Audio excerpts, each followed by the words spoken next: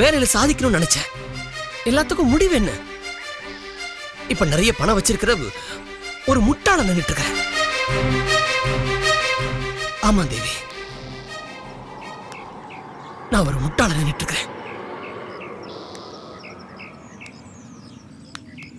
தேவி, உனக்கு ஞாபகம் இருக்கான்னு எனக்கு தெரியல. நான் யூஎஸ் போறதுக்கு விசாவோட வந்த போது நம்ம 2 பேர் வீட்டுல இருக்கிறவங்களும் சேர்ந்து நம்ம 2 பேரையும் கல்யாணம் பண்ணிக்க சொன்னாங்க. ஆனா நான் damn it, ஏன் அப்படி பேசணும்னே தெரியல. ஏதோ நினைச்சுக்கிட்டு எதையோ பெருசா சாதிக்கிற மாதிரி. எனக்கு இந்த கல்யாணத்தை துளி கூட இஷ்டம் இல்ல. நான் வாழ்க்கையில பெருசா சாதிக்கணும் அது இதுன்னு சொல்லி நான் பாட்டு கிளம்பி போயிட்டேன். ஆனா உனக்கு தெரியாது தேவி, உனக்கு மட்டும் இல்ல யாருக்குமே தெரியாது என் மனசுக்குள்ள நான் மட்டுமே நினைச்ச அழுத விஷயம். நான் ஃபாரின் போன பிறகுதான் உன்னை நான் எந்த அளவுக்கு மிஸ் பண்ணேங்கிறத உணர ஆரம்பிச்சேன். ஐ எம் சாரி தேவி. இது ஒரு விதவை பொண்ணுக்கு வாழ்க்கை கொடுக்கறதா என்னுடைய லட்சியமா இருந்தாலும்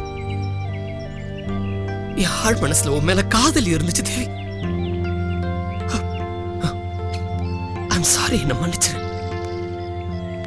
ராஜா, இப்ப எதுக்கு அதெல்லாம் பத்தி கவலைப்படுறீங்க?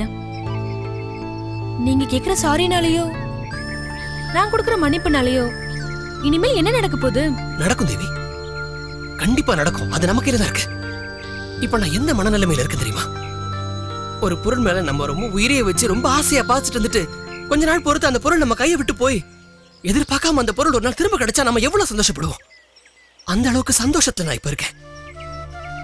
நீங்க என்ன பேசுறீங்க ராஜா? எனக்கு ஒண்ணுமே புரியல. வெயிட் நான் சொல்ல வரேன். நான் நினைக்கிறேன் வார்த்தை தான் சரியா வர மாட்டேங்கல. தேவி, நம்ம வீட்டு பெரியவங்க வந்து நம்ம 2 பேரும் கல்யாணம் பண்ணிக்கணும்னு ஆசைப்பட்டாங்க. நான் விருப்பம் இல்லைன்னு சொல்லிட்டு போயிட்டேன். நான் அன்னைக்கு என்ன காரணம் சொல்லிட்டு போனேன்? என்ன காரணத்தால நம்ம கல்யாணம் வேண்டாம்னு சொல்லிட்டு போனேன்?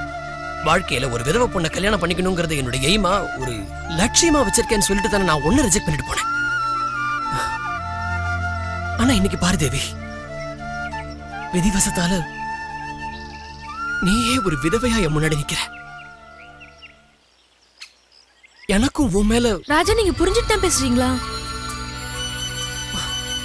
ஒரு நிமிஷம் தேவி, என்ன பேசுற? நாம ஏன் கல்யாணம் பண்ணிக்க கூடாது?